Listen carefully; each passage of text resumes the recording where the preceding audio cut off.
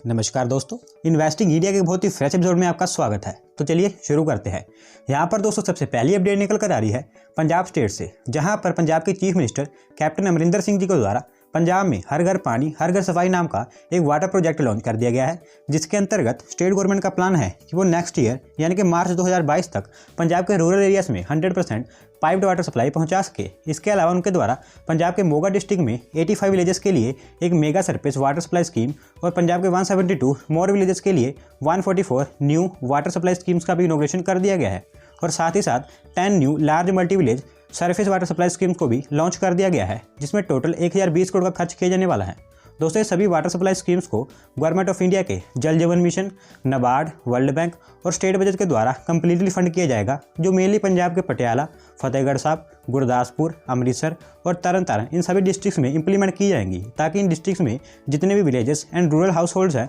उन सबको 100% piped water supply मिल सके, जो कि पंजाब के हर घर में लोगों को ड्रिंकिंग वाटर प्रोवाइड करवाने के लिए पंजाब गवर्नमेंट का एक काफ़ी अच्छा इनिशिएटिव है। यहाँ पर दोस्तों अगली अपडेट निकल कर आ रही है उत्तराखंड स्टेट से, जहाँ पर स्टेट में टूरिज्म सेक्टर को ग्रो करने के लिए उत्तराखंड गवर्नमेंट की तरफ से 42 न्यू माउंटेन पीक्स को ट्रैकिंग एंड माउंटेनियरिंग के लिए जल्दी ओपन कर दिया जाने वाला है। Basically Uttarakhand and Jammu and Kashmir ये सभी एरियाज बॉर्डर प्लेन एरियाज हैं, जहाँ पर सेंसिटिव लोकेशन होने के कारण गवर्नमेंट की तरफ से बहुत सारे माउंटेन पीक्स पर ट्रैकिंग की परमिशन नहीं दी गई है और करंटली उत्तराखंड में 83 और पूरे हिमालय स्टेट्स में only 125 peaks trekking and mountaineering के लिए अवेलेबल हैं। लेकिन इन एरियाज का रिव्यू करने के बाद 2019 में union ministry of home affairs की तरफ से 137 न्यू पिक्स को ट्रैकिंग एंड माउंटेनियरिंग के लिए खोलने की अप्रूवल दे दी गई थी, जिसमें 61 जम्मू एंड कश्मीर एंड 51 उत्तराखंड में थे और बाकी के सिक्किम एंड अदर एरियाज में थे। तो 2020 में कोरोना पैंडेमिक के दौरान जो टूरिज्म सेक्टर था वो बहुत बुरी तरह से हिट हुआ था, जिस कारण इन 137 न्यू पिक्स को खोला ही नहीं गया। लेकिन अब जैसे जैसे सब कुछ नॉर्मल होने लगा है,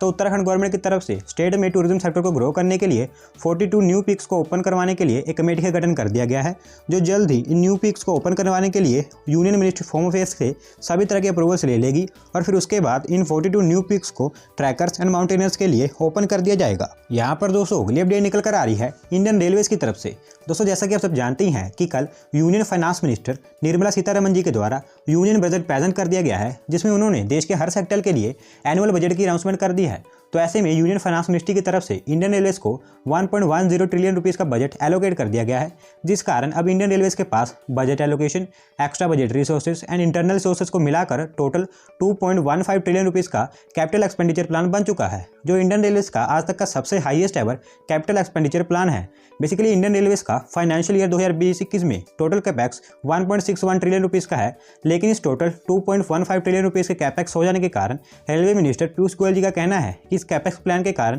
अब रेलवेज फाइनेंशियल ईयर 2021-22 में रेलवे इंफ्रास्ट्रक्चर एंड सर्विस पर और भी ज़्यादा इन्वेस्ट करने वाला है, जिसमें infrastructure development, signalling system, electrification, new railway tracks, passenger amenities, road over and under bridges, safety works, station redevelopment, इस तरह के वर्क्स कैरी आउट किए जाएंगे। इसके अलावा उन्होंने स्पेसिफिकली कहा है कि इस कैपेक्स के इंक्रीज हो जाने के कारण मेनली ज़्यादातर इन्वेस्टमेंट्स डीएफसी कॉरिडोर्स और हाई स्पीड रेल प्रोजेक्ट्स पर की जाने वाली है। तो दोस्तों, आने वाले समय में हो सकता है कि हमें और भी propose DFC corridors and propose high speed rail projects पर काम स्टार्ट होता हुआ देखने को मिले।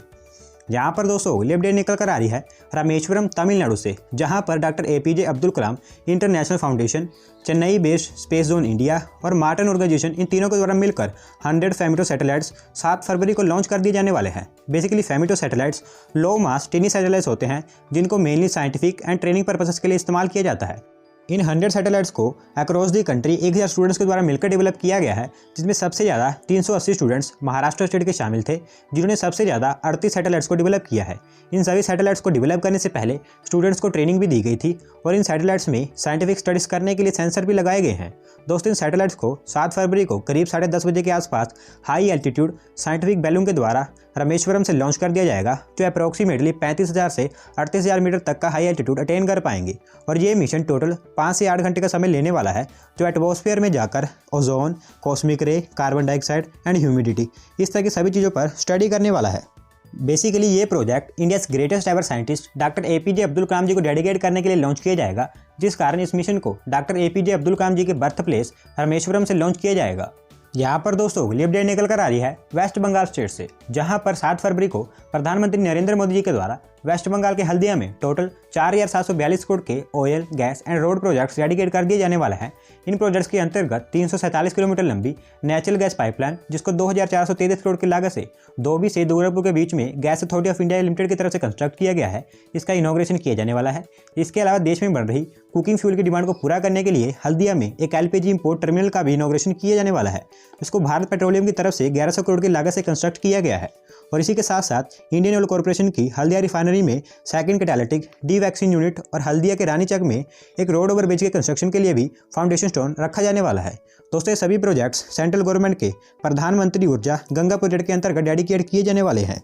यहाँ पर दोस्तों अगली अपडेट निकल कर आ रही है सेंट्रल गवर्नमेंट की तरफ से, जहाँ पर यूनियन फाइनेंस मिनिस्ट्री की तरफ से देश में अगले 3 सालों के बीच 7 मेगा टेक्सटाइल पार्क के कंस्ट्रक्शन का प्रपोजल अप्रूव कर दिया गया है। अगर आप मेरी वीडियोस पिछले कुछ समय से लगातार से देख रहे हो, मैंने आपको पहले ही बता दिया था कि सेंट्रल गवर्नमेंट देश में टेक्सटाइल सेक्टर को बूस्ट करने के लिए देश में 7 मेगा टेक्सटाइल पार्क्स को सेटअप करना चाहती है, ताकि इंडियन टेक्सटाइल इंडस्ट्री ग्रो होने के साथ साथ ग्लोबली कम्पीट भी कर सके और लार्ज इन्वेस्टमेंट्स भी अट्रैक्ट कर पाए। इन 7 मेगा टेक्सटाइल पार्क को अक्रॉस दी कंट्री अलग अलग लोकेशंस पर सेटअप किया जाएगा, जहां पर इन्वेस्टर्स को गवर्नमेंट की PLI स्कीम का भी बेनिफिट दिया जाएगा। इन टेक्सटाइल पार्क्स में वर्ल्ड क्लास इंफ्रास्ट्रक्चर को कंस्ट्रक्ट किया जाएगा, जो कि एक बिजनेसमैन के लिए प्लग एंड प्ले सिस्टम का काम करेंगे। और इन टेक्सटाइल पार्क को हर तरह के वेल कनेक्टेड ट्रांसपोर्टेशन मीन से भी कनेक्ट किया जाएगा, ताकि इन टेक्सटाइल पार्क में बने हुए प्रोडक्ट्स को दूसरे देशों में एक्सपोर्ट करने में कोई भी मुश्किल ना आए। दोस्तों, इन टेक्सटाइल पार्क को सेटअप करने के लिए गवर्नमेंट की तरफ से मेगा इन्वेस्टमेंट टेक्सटाइल पार्क्स यानी कि मित्र स्कीम को लॉन्च किया जाएगा, जिसके अंतर्गत देश के हर छोटे बड़े textile manufacturer and producers Indian textile industry को ग्रो करके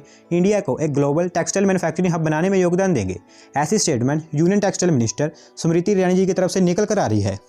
यहाँ पर दोस्तों अगली अपडेट निकल कर आ रही है उत्तर प्रदेश स्टेट से, जहाँ पर यूपी गवर्नमेंट डिसाइड किया है कि वो स्टेट के बलिया एंड बिजनौर इन दोनों डिस्ट्रिक्ट्स में अप्रोक्सीमेटली 1038 न्यू गंगा आरती साइट्स को कंस्ट्रक्ट करने वाले हैं, ताकि इन डिस्ट्रिक्ट्स एंड यूपी स्टेट के टूरिज्म सेक्टर को ग्रो करके यूपी स्टेट को एक मेजर रिलीजियस टूरिज्म हब के रूप में ट्रांसफॉर्म किया जा सके। इस प्रोजेक्ट के अंतर्गत यूपी के इन दोनों डिस्ट्रिक्ट्स में जितने भी विलेज गंगा नदी से 5 किलोमीटर के रेडियस में सिचुएटेड होंगे, वहाँ पर गंगा आरती साइट का कंस्ट्रक्शन किया जाएगा, जिसको यूपी स्टेट के tourism department and common public को इंगेज करके इंप्लीमेंट किया जाएगा। इसके अलावा यूपी के इन दोनों डिस्ट्रिक्ट्स में जहाँ पर भी गंगा आरती साइट्स को कंस्ट्रक्ट किया जाएगा, वहाँ पर जितने भी religious places and religious temples होंगे, उन सबको भी डेवलप किया जाएगा, ताकि इन एरियाज़ में टूरिस्ट अट्रैक्शन को इंक्रीज़ किया जा सके। बेसिकली जैसा कि आप जानते ही हैं कि हर साल वाराणसी में गंगा आरती को देखने और दर्शन करने मिलियंस ऑफ पीपल आते हैं, जिसमें इवन फॉरेस्ट टूरिस्ट भी शामिल होते हैं। तो ऐसे में यूपी गवर्नमेंट चाहती है कि इस तरह की न्यू गंगा आरती साइट्स को कंस्ट्रक्ट करके स्टेट के और डिस्ट्रिक्ट में भी रिलीजियस टूरिज्म सेक्टर को ग्रो किया जा सके, ताकि यूपी स्टेट एक मेजर रिलीजियस टूरिज्म हब के रूप में ट्रांसफॉर्म एंड डेवलप हो सके। यहाँ पर दोस्तों अगली अपडेट निकल कर आ रही है गुलमार्ग जम्मू एंड कश्मीर से, जहाँ पर गुलमार्ग में Kolahoi green group of hotels and resort की तरफ से India's first ever kind of experience igloo cafe open कर दिया गया है। ये इग्लू कैफ़े गुलमार्ग के स्काई रिजॉर्ट के पास सेटअप किया गया है, जो कि एशियाज़ बिगेस्ट इग्लू कैफ़े है। बेसिकली जब से ये ओपन किया गया है, तब से इग्लू कैफ़े गुलमार्ग वैली में घूमने आने वाले लोगों एंड टूरिस्टर्स के लिए काफ़ी अच्छा सा टूरिस्ट अट्रैक्शन सेंटर बन चुका है, जिसमें टूरिस्टर्स एंड कस्टमर्स के लिए 4 टेबल्स लगाए गए हैं। और ये इग्लू कैफ़े एक बार में 16 गेस्ट्स को सर्व कर सकता है। बेसिकली इस तरह के कंसेप्ट फॉरेन कंट्रीज में पहले से ही बहुत पॉपुलर है, और क्योंकि जम्मू एंड कश्मीर एक पीसफुल एरिया बनता जा रहा है, तो ऐसे में इस तरह के इग्लू कैफ़े जम्मू एंड कश्मीर में एक काफ़ी अच्छा टूरिस्ट अट्रैक्शन सेंटर बन सकते हैं। तो दोस्तों आज की वीडियो में बस इतना ही। अगर आप अपनी तरफ से कोई अपडेट सबमिट करना चाहते हैं तो डिस्क्रिप्शन में दिए गए लिंक पर क्लिक कर सबमिट कर सकते हैं। और अगर आज की वीडियो पसंद आई हो तो वीडियो को लाइक करें, चैनल को सब्सक्राइब करें। धन्यवाद आपका वीडियो को देखने के लिए।